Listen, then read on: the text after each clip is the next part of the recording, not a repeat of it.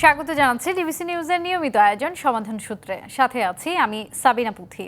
এই অনুষ্ঠানে আমরা সপ্তাহের 5 দিন নারীদের নানা সমস্যা এবং তার সমাধান নিয়ে আলোচনা করে থাকি। এরই ধারাবাহিকতায় প্রতি রবিবার আমরা কথা বলি নারীর স্বাস্থ্য নিয়ে। গতকাল 10ই অক্টোবর পালিত হয়েছে বিশ্ব মানসিক স্বাস্থ্য দিবস। কিন্তু এমন সময় দিবসটি পালিত হয়েছে যখন ধর্ষণ, নারীর প্রতি সহিংসতার মতো ঘটনাগুলোর বিরুদ্ধে উচ্চ কণ্ঠে প্রতিবাদ চলছে চারপাশে। সম্প্রতি বেশ কিছু ধর্ষণের ঘটনায় দেখা গেছে 20 থেকে 25 বছরের মধ্যে যাদের বয়স তারা এসব ঘটনায় বেশি জড়াচ্ছে। সেক্ষেত্রে তার পরিবার কি শিখিয়েছে এবং কেমন পরিবেশে তারা বেড়ে উঠছে সেটার প্রভাব কতখানি, সেসব নিয়েই আমাদের আজকের আয়োজন। আজ আমরা কথা বলবো মানসিক স্বাস্থ্য, সন্তানের খেয়াল রাখবেন কিভাবে এই বিষয়টি নিয়ে। তবে শুধু আমরাই বলবো না, বলবেন কিন্তু আপনারাও। স্ক্রিনে দেখানো নম্বরে ফোন করে যোগ দিতে পারেন আপনিও। আপনার প্রশ্নের উত্তর দেবার জন্য আজ আমার সঙ্গে আছেন জাতীয় মানসিক স্বাস্থ্য ইনস্টিটিউটের সহযোগী অধ্যাপক ডাক্তার মেঘলা সরকার। ডাক্তার মেঘলা সরকার, আপনাকে স্বাগত জানাচ্ছি সমাধান সূত্রে। যে বিষয়টি নিয়ে আসছি, ধর্ষণের বিষয়টি নিয়ে একটু শুরু করতে চাই। যে গত কয়েক সপ্তাহে ধর্ষণের ঘটনা বেড়েছে। শুরুতেই আপনার কাছে জানতে চাইবো, এই যে ধর্ষণের ঘটনাগুলো এখন আমরা বলছি যে কেন বাড়ছে, আসলে এই সমাজে ঘাটতিটা কোথায়? একটা হলো ধর্ষণ প্রথমত আমাদের ছিল সারা যুগে যুগে ছিল ধর্ষণ, যে হঠাৎ করে নতুন করে শুরু হয়েছে বা হঠাৎ করে খুব র্যাপিডলি বেড়ে গেছে ব্যাপারটা তা না। তবে যেটা আমরা আসলে কনসার্ন ফিল করছি যে একটু প্যাটার্নটা একটু চেঞ্জ হচ্ছে এবং ইদানিং কিশোরদের মধ্যে এই যে কিশোর গ্যাং রেপ, হ্যাঁ, এই গ্যাং রেপটা কিন্তু হলো এটা খুবই উদ্বেগের ব্যাপার, বিশেষ করে যেটা যদি কিশোর দ্বারা সংঘটিত হয়। এবং আর একটা প্যাটার্নও দেখা যাচ্ছে যে তারা কিন্তু এই ধর্ষণগুলো করে আবার হলো ফেসবুকেও হলো তারা মিডিয়ার মাধ্যমে ভাইরাল করার চেষ্টা করছে বা ভাইরাল করছে। তো এটা এই ফেনোমেনাটা আসলে একেবারেই আমাদের নতুন। কারণ হলো যে এই এই বিষয়টার সাথে আমরা এতটা এক্সপেরিয়েন্স না। ধর্ষণ আসলে যেহেতু একটা সোসাইটিতে এবং সব জায়গায় এটা সাংঘাতিক ঘৃণিত একটা বিষয়, স্বাভাবিকভাবে এই জিনিসগুলা কিন্তু যেটা হতো গোপনেই করতো, এটা কিন্তু প্রকাশ্য করে আবার ভাইরাল করার মতন উদ্ধত করতো না। তো এটা আরেকটা বিষয়ও হলো রিফ্লেক্ট করে যে যারা এই ধর্ষণ করছে এটার যে সিগনিফিকেন্স, এটার যে নেতিবাচকতা, হ্যাঁ, এবং এটার যে পৈশাচিকতা, এটা সম্পর্কেও আমি বলবো হলো তাদের সেরকম করে তাদের কনসেপ্টটা এরকম করে নেই। তো একটা ডেফিনেটলি এটা তো রিফ্লেক্ট করে যে যখন একজন ব্যক্তি ধর্ষণ করে তার যে মানসিক জায়গার যে নৈতিক অবস্থান সেটা সাংঘাতিক রকমেরই হলো ডিফেক্টিভ। অর্থাৎ হলো যে এই যে আরেকজনকে সে কষ্ট দিচ্ছে, আরেকজনের জায়গায় সে এরকম এক ধরনের এত বড় ধরনের একটা অন্যায় জায়গাটা করছে, সেটা কিন্তু সে যে ব্যক্তি করছে সেটা কিন্তু তার ঠিক অ্যাওয়ারনেস এর মধ্যেই ব্যাপারটা নাই, বা এটাকে তার সেই জিনিসটা ডেভেলপই করে না আমি বলবো। এবং একই সাথে তার মধ্যে একরকম পাওয়ার প্লে এর ব্যাপার থাকে যখন ধর্ষণ করে কেউ, হ্যাঁ, তার মধ্যে একটা নারীর বডির উপরে সে একটা তার অধিকার নিল, হ্যাঁ, এবং হলো খুব না চাইলেও তার ইচ্ছাটা সে স্যাটিসফাই করলো। তো এটা নানা বিষয় আছে। তা স্বাভাবিকভাবেই এখানে যে নৈতিক মূল্যবোধের যখন আমাদের প্রশ্ন আসে তখন কিন্তু ডেফিনেটলি সেই ব্যক্তি, সেই কিশোরের হলো বেড়ে ওঠার ব্যাপারটা খুব গুরুত্বপূর্ণ। তো আমাদের এই যে নৈতিক জায়গাটা সেটা কিন্তু হঠাৎ করে একদিনে তৈরি হয় না, যার কারণে কিন্তু আমরা বলি যে ধর্ষক কখনো একদিনে তৈরি হয় না। সেটা কিন্তু তার শৈশব থেকে যে তার কৈশোরে বেড়ে উঠছে এবং একটা স্টেজে 18-19 বছর মধ্যেই কিন্তু তার একরকমের নৈতিক মূল্যবোধের জায়গাগুলো তৈরি হয়। তো ডেফিনেটলি হলো এই নৈতিক মূল্যবোধ কিন্তু আসেই হলো পরিবার থেকে, এই নৈতিক মূল্যবোধ আসে হলো তার কমিউনিটি থেকে এবং তার রিলিজিয়াস ভ্যালু সবকিছু ইনকর্পোরেট করে। তার মানে হলো যে এখন একটা প্রশ্ন হয় যে যখন আমরা পরিবারের এখানে সংশ্লিষ্টতার কথা বলি, তো পরিবার কিন্তু সরাসরি করে কোনো ডাক্তার মেঘলা ব্যক্তিকে। সরকার, আমরা এটাতে একটু আসতে চাই। আপনার যেটি বলছিলেন নৈতিকতার শিক্ষা, যেটা সেই বিষয় দিয়েই যদি আসি, যে বাবা মারা অনেকেই জিজ্ঞেস করেন যে নৈতিকতা আসলে সন্তানদের শেখাবেন কিভাবে, আসলে কোন বয়স থেকে তাদেরকে এই নৈতিক মূল্যবোধগুলো তৈরি করে দেওয়া উচিত? আচ্ছা, নৈতিক মূল্যবোধের সন্তানের হলো মূল্যবোধের বিষয়টা তৈরি হয় এটা ছোটবেলা থেকেই আসলে সে অবজারভেশনাল এর মধ্যে থাকে, কিন্তু মূলত এটা তৈরি হয় হলো কৈশোর বয়স থেকে। অর্থাৎ যখন একটা শিশু 10-11 বছর বয়সে হলো প্রবেশ করে তখন থেকেই কিন্তু তার এই নৈতিক মূল্যবোধটা তার তৈরি হয়। এবং এটার ফাউন্ডেশনটা মোটামুটি পরিবারের মধ্যে থাকে। এখন এখানে যেটা বলছিলাম যে কোনো পরিবার কিন্তু সরাসরি করে কোনো কখনোই হলো ধর্ষণের শিক্ষা দেয় না। হ্যাঁ, সে যে পরিবার যেমনই হোক, হ্যাঁ, অথবা তাকে যৌন হয়রানি করো অন্য আরেকজনকে, এটাও শিক্ষা দেয় না। কিন্তু ব্যাপারটা হলো যে এই বয়সটাতে, এই কৈশোর যখন বয়সে পদার্পণ করে, একটা বাচ্চার কিন্তু অনেক রকমের ঝুঁকি থাকে। ঝুঁকি মানে হলো এই বয়সে নতুন কিছু বৈশিষ্ট্য তার তৈরি হয়, যেমন তার এক ধরনের আইডেন্টিটি সেন্স তৈরি হয়, তার স্বাধীন চেতা মনোভাব তৈরি হয়, তার আবেগের প্রাবল্য তৈরি হয়, এর মধ্যে তার হলো যৌনগত বিষয় তার মধ্যে ডেভেলপ করা শুরু করে। এই সবকিছু কিন্তু হলো একটা কিশোরকে আইডেন্টিফাই করে, এবং একই সাথে এই বৈশিষ্ট্যগুলো অনন্য কিন্তু ঝুঁকিপূর্ণ। ঝুঁকিপূর্ণ কেন? কারণ হলো নানা কিছু তাকে হাতছানি দিয়ে ডাকে, হ্যাঁ, চারপাশে নানা কিছু হলো তাকে আকর্ষণ করে, এবং বিশেষ করে হলো যেহেতু এই কৈশোর বয়সে অপোজিট সেক্সের প্রতি তার একটা ইন্টারেস্ট তৈরি হয়, এই যে আগ্রহের জায়গাটা সে কিভাবে স্যাটিসফাই করবে, কিভাবে সেটাকে ডিল করবে, এটা কিন্তু একটা কিশোরের জানার কথা না। এবং এই জায়গাটা কিন্তু হলো যে তখন তার যে মানে এবং এই রিলেটেড যে তার যে নলেজ, এই জায়গাটা কিন্তু হলো ডিল করবে কিভাবে। অর্থাৎ হলো একটা কিশোরকে কিন্তু পরিবার থেকেই যদি খাবারের টেবিলে সিম্পলি বলে দেওয়া হয় যে তোমার কিন্তু এখন যে বয়সটা, এই বয়সে কিন্তু তুমি হলো অপোজিট সেক্সের প্রতি তোমার একটা আগ্রহ তৈরি হবে, কিন্তু তুমি এমন কোনো কিছুই কিন্তু করতে পারবা না যেটা আরেকজনের প্রতি অস্বস্তির কারণ হবে। ইভেন তুমি যদি তোমার তাকানোটাও একজনের জন্য অস্বস্তিকারক হয়, সেটা কোনো তোমার কিন্তু লিমিটেশন আছে, হ্যাঁ। তো এই শৈশব বয়সটা এমন, কৈশোর বয়সটা এমন, এটা সময় কিন্তু হলো যে বাবা মারা যা বলে বা পরিবার থেকে যে শিক্ষাটা আসে সেটা কিন্তু সে রিসিভ করে নেয়, কিন্তু সে শিক্ষার জায়গাটাতে পাচ্ছে না। এর চেয়ে তো যে খুব গুরুত্বপূর্ণ বিষয় তার মানে সেটা হলো যে এই বয়সের বাচ্চাদের কিন্তু হিউজ এনার্জি থাকে, ফিজিক্যাল অ্যান্ড দা মাইন্ড যে এনার্জি সেটা কিন্তু হিউজ। এটা সে নানাভাবে চ্যানেলাইজ করতে চায়, কিন্তু সে প্রপার ওয়েটা কিন্তু তার জানার কথা না। এখন হলো আমি যদি চ্যানেলাইজ করার জন্য প্রপার এনভায়রনমেন্ট তাকে আমি না দেই, তাহলে কিন্তু অর্থাৎ তাকে যদি আমি খেলার মাঠ না দেই, তার ক্রিয়েটিভিটি গুলা সেটাকে যদি আমরা মানে এক্সপ্যান্ড করার জন্য আমরা যদি সে স্পেসটা তাকে না দেই, তাহলে কিন্তু এই ক্রিয়েটিভিটি, এই যে তার হিউজ এনার্জি, তারা কিন্তু নানাভাবে বিপথের দিকে যাওয়ার সুযোগ আছে। জি, এবং মেঘলা সরকার সেই সঙ্গে বলি যে আমাদের যে শিক্ষা ব্যবস্থা আসলে এই যে যৌন শিক্ষার ব্যাপারটিও কিন্তু আমাদের এখনো পাঠ্যপুস্তকে সেইভাবে ইনক্লুড করা নেই, অন্তর্ভুক্ত করা নেই। এই বিষয়টি ধরেই একটু বলতে চাই যে সন্তানরা আসলে সন্তানদের তার বাবা মা কিন্তু ভালো শিক্ষাটাই দিতে চান বা মঙ্গলটাই করতে চান, কিন্তু ঠিক কোন উপায়ে শিক্ষাটা দিতে হবে অনেক ক্ষেত্রেই কিন্তু সেটি নিয়ে সমস্যা দেখা দেয়। আর এই বিষয়ে আপনি যেটি বলছিলেন যে প্রযুক্তির ক্ষেত্রে একটা নিশ্চয়ই বড় ভূমিকা রয়েছে, যে প্রযুক্তির ব্যবহারের ক্ষেত্রে এই জোয়ারের সময়টিতে আসলে প্রযুক্তির জোয়ারের সময়টিতে ইন্টারনেটে তাদের তদারকি না থাকার কারণে কি এই অপরাধ প্রবণতাগুলো বাড়ছে কিনা? খালি ইন্টারনেট না, ইন্টারনেট আসলে অনেক সময় মনে হয় ইন্টারনেটের মাধ্যমে বাচ্চারা পর্নোগ্রাফির সাথে এক্সপোজড হচ্ছে, এগুলো ডেফিনেটলি একটা ফ্যাক্টর। বিশেষ করে আমি এখানে পর্নোগ্রাফির চেয়ে তো বলবো হলো অনলাইন গেম, হ্যাঁ। অনলাইন গেম গুলা কিন্তু আসলে একটা আমাদের বাবা মারা মনে করে বাচ্চা তো গেম খেলতেছে, কিন্তু গেম কিন্তু নানা রকমের ডাইভার্সিটি আছে, হ্যাঁ, যারা এবং এই গেম গুলা কি গেম খেলছে সন্তানরা কিন্তু জানেও না। এই গেমের মধ্যে কিন্তু অনেক সেক্সুয়াল উপাদান আছে, এই গেম এর মধ্যে অনেক কাছে এরকম গ্যাং রেপের জায়গাও হয়তো আছে, হ্যাঁ। কাজে বাচ্চারা অথবা পর্নোগ্রাফিও যখন তারা একটা গেমের মাধ্যমে যখন সে গেমটা অনলাইন গেম খেলছে, খালি তো অনলাইনে সীমাবদ্ধ থাকছে না, গেমে সীমাবদ্ধ থাকছে না, যেহেতু এই কৈশোর বয়সটা নানা রকমের কৌতূহল তৈরি করে স্বাভাবিকভাবেই তার, এবং তার বডিতে যে নতুন জিনিস তার তৈরি হচ্ছে সেটা নিয়ে রিলেটেড তার কৌতূহল প্রবণতা তৈরি হবে। কাজে সে কিন্তু ওই জায়গায় একমাত্র সীমাবদ্ধ থাকার কথা না, সে কিন্তু অন্যান্য জায়গায় হলো সে আসলে এক্সপ্লোর করতে যাবে। তো একটা শিশু যখন হলো আপনার সেক্সুয়াল জ্ঞানটাই পাচ্ছে হলো একটা ডিফারেন্ট মিডিয়া থেকে, প্রপার মিডিয়া থেকে না পেয়ে, তখন ডেফিনেটলি কিন্তু এটা অনেক রকমের হলো, এটার অনেক রিস্ক থাকে। কারণ একটা বাচ্চা যখন হলো এ ধরনের মানে ছোটবেলা থেকে তার কনসেপ্ট ডেভেলপ করার আগে থেকে প্রথমেই সেক্সুয়ালিটি জানছে হলো একটা হয়তো বা রেপের জায়গাটাই দেখাচ্ছে, বা অনেকের সাথে আমরা জানি যে পর্নোগ্রাফিতে নানা জিনিস নানা ভাবে আমাদের দেখানো হয়, স্বাভাবিকভাবে বাচ্চার মধ্যে কিন্তু এই জিনিসটার মধ্যে একটা অ্যাকসেপ্টেন্স পেয়ে যাচ্ছে। অর্থাৎ এটার মধ্যে যে একটা ভীষণ রকমের নেতিবাচকতা আছে সেটা কিন্তু একটা ডেভেলপই করছে না, কারণ হলো যখন সে একটা গেমের নামে অথবা সে এটার নামে একটা প্লেজারেবল জিনিসের মধ্যে দিয়ে এই জায়গাগুলো সে দেখছে, এই জিনিসটা যখন ছোটবেলায় তার গ্রহণযোগ্যতা পেয়ে যাচ্ছে, কাজে হলো বিষয়টার যে মানে একটা নেতিবাচক জায়গা আছে, যেটা আমাদের রিলিজিয়ান, যেটা আমাদের আমাদের সংস্কৃতি, আমাদের যে পারিবারিক মূল্যবোধ, কোনোটাকেই যে সাপোর্ট করে না, এই ব্যাপারটা তো আসলে বাচ্চাটা জানার উপায় নেই। এর বাইরে যেটা আরেকটা হয়, প্রযুক্তি যেটা হয়, প্রযুক্তি আমাদের আসলে কিন্তু আইসোলেট করে ফেলছে। প্রযুক্তি কিন্তু একই সাথে আমাদের যে সোশ্যাল মিডিয়া গুলো, এটা আমাদেরকে নিজেকে ডিসপ্লে করতে শেখাচ্ছে। অর্থাৎ হলো যে আমাদের দেখবেন যে একটা আমরা এখন একটা জায়গায় যদি প্রোগ্রামে অ্যাটেন্ড করি, আমরা যতটা না আমরা সামাজিক যোগাযোগে মানুষের সাথে মেলামেশা করতে চাই, তার চেয়েতেও কিন্তু আমাদের ব্যাপারটা থাকে হলো সেলফি তোলা, ছবি তোলা। অর্থাৎ কখন হলো আমরা যে এত বড় একটা মজার জায়গাটা গেলাম, সেটা আমরা কিভাবে আমরা বন্ধুদের দেখাবো। অর্থাৎ হলো আমাদের কিন্তু একটা দেখানো কেন্দ্রিক হলো সংস্কৃতি ধীরে ধীরে ধীরে তৈরি হচ্ছে।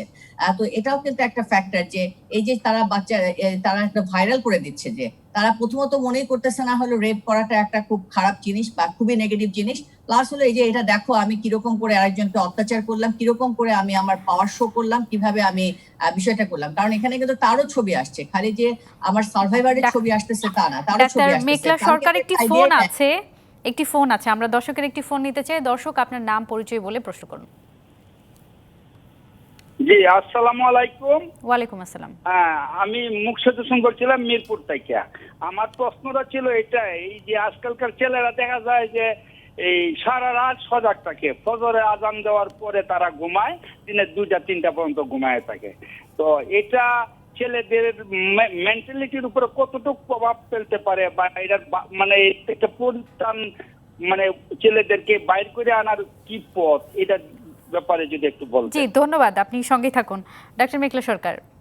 আচ্ছা, এই যে ছেলেরা মানে মেয়েরা সারা রাত ধরে যে ঘুমায়, উনি এখন সারা রাত ধরে কি করে আসলে? সারা ধরে আসলে মোবাইল মানে মানে চালানোরই সম্ভাবনা বেশি, হ্যাঁ, বা তার একটা সোশ্যাল মিডিয়াতে থাকার সম্ভাবনাই বেশি। এবং এই সময়টাতে যেহেতু সে নির্বিঘ্নে কিন্তু সে এটার মধ্যে থাকতে পারে, হ্যাঁ, যেহেতু তার মা বাবার সুপারভিশন নাই, এখানে তার এক ধরনের কারো এখানে বাধা নাই বা এটা নিয়ে কথা নাই, সেখানে সে কাজে এই জায়গাটায় তার কাছে প্রেফার করে এবং বন্ধু বান্ধবরা হয়তো বা সে সময় এটা উপস্থিত থাকে। একটা হলো প্রথমত এটা তার লাইফ স্টাইলে তার বিরূপ প্রভাব পড়তেছে। আর আরেকটা ব্যাপার হলো যে এই যে আমরা কিন্তু এক ধরনের বাচ্চাদেরই একটু দোষারোপ করছি যে বাচ্চারাই সারা রাত হলো মোবাইল ধরে মোবাইল নিয়ে সারা রাত হলো তারা করছে, কিন্তু আসলে মোবাইলটা দিচ্ছে কি? টাকাটা তো সে ইনকাম করতে পারে না, তার তো মোবাইল কেনারও হলো মোবাইল অ্যাক্সেস করার তো তার ক্যাপাবিলিটি নেই। অ্যাক্সেসটা তো আমরা দিয়ে দিচ্ছি তাকে, এবং আমরা কিভাবে দিচ্ছি? আমরা কিন্তু একদম ছোটবেলা থেকে তাকে দিচ্ছি যে মোবাইলটা তুমি ব্যবহার করতে পারো। কাজে হলো যে যখন একেবারে কিভাবে ব্যবহার করতে পারো, সে আমরা খাবারের নাম করে আমরা কিন্তু একটা ছোট্ট বাচ্চাকে 6 মাসের মধ্যেই হলো হাতে ধরে মোবাইল ধরে দিচ্ছি, এরকম একটা ডেঞ্জারাস জিনিস।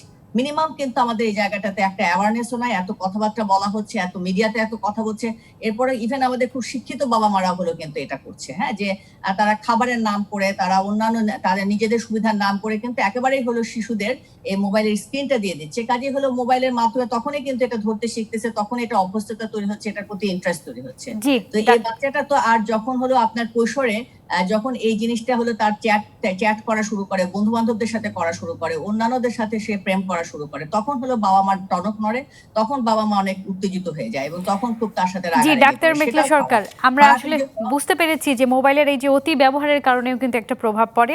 আমরা একটি বিরতি নিচ্ছি, দর্শক সঙ্গেই থাকুন। স্বাগত আবারও সমাধান সূত্রে। আচ্ছা, আমাদের বিষয় মানসিক স্বাস্থ্য, সন্তানের খেয়াল রাখবেন কিভাবে। আমাদের সঙ্গে অতিথি হয়ে আছেন জাতীয় মানসিক স্বাস্থ্য ইনস্টিটিউটের সহযোগী অধ্যাপক ডক্টর মেঘলা সরকার। মেঘলা সরকার, যে বিষয়টি নিয়ে আমরা কথা বলছিলাম, এই যে পারিবারিক শিক্ষার ব্যাপারটিতেই যদি বলি, শিক্ষাটা আসলে কেমন হওয়া উচিত? আমরা যদি বলি ঠিক ছোট থেকে একটু বয়স ভেদেও যদি বলি, আচরণগুলো আসলে কিভাবে নির্ধারণ করা উচিত? আচ্ছা, একটু তার আগে আমি একজন যে দর্শক যে প্রশ্ন করেছেন, তো প্রথমে তাকে আমি বলবো যে সন্তান যে সারা রাত যদি এরকম করে মোবাইল, এই ব্যাপারটা প্রথমে এখন থেকে হলো রেস্ট্রিক্ট করে দেওয়া উচিত।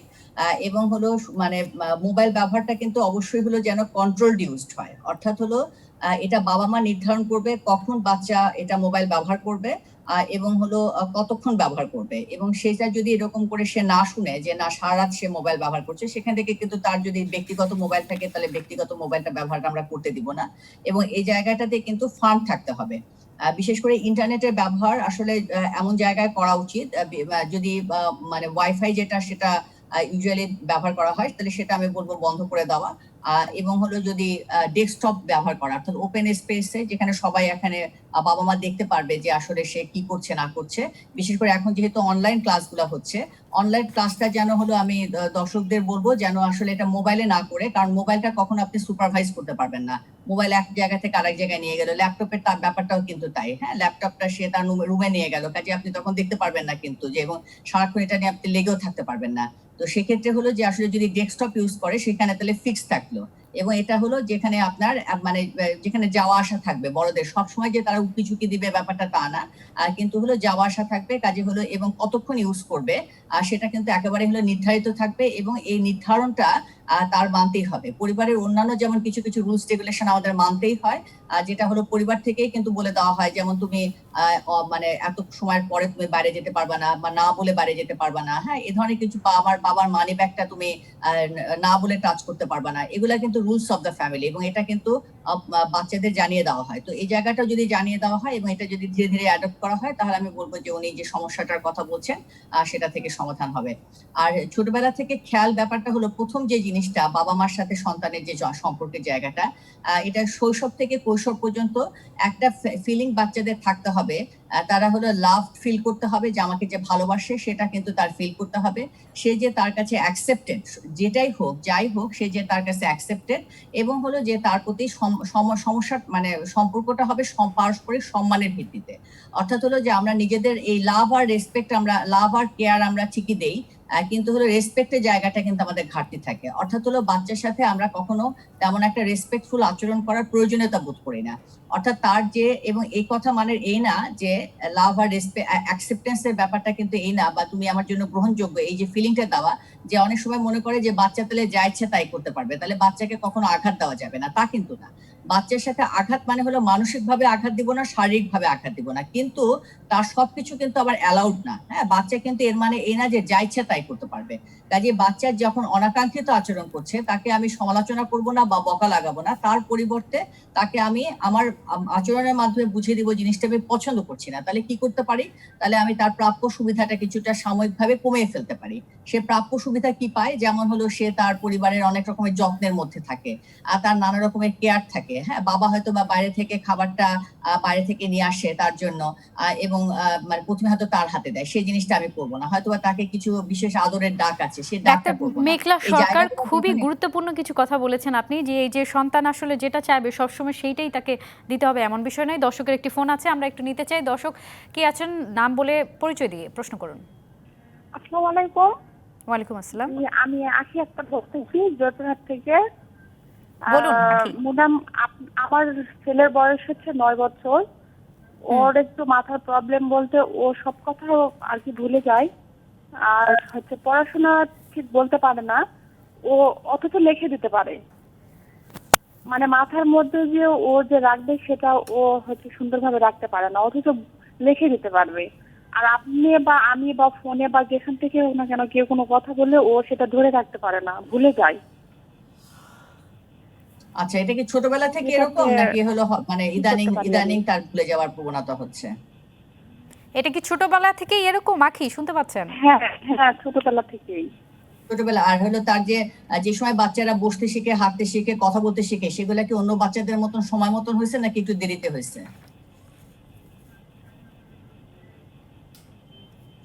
যে সময় বাচ্চারা হাঁটতে শিখে, বসতে শিখে, কথা বলতে শিখে, সেগুলো কি সময় মতো হয়েছে নাকি একটু দেরিতে হয়েছে?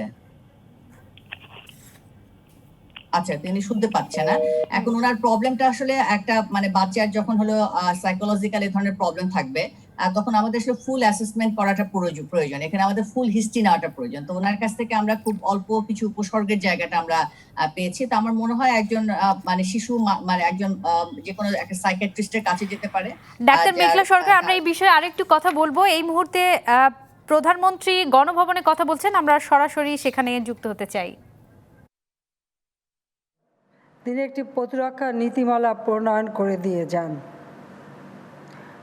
আমরা এখন যদি সেই প্রতিরক্ষা নীতিমালা দেখি, আমরা দেখব যে সেটা এতই যুগোপযোগী যে এত বছর পরেও সেটা মনে হয় এখনও অত্যন্ত সময়োপযোগী।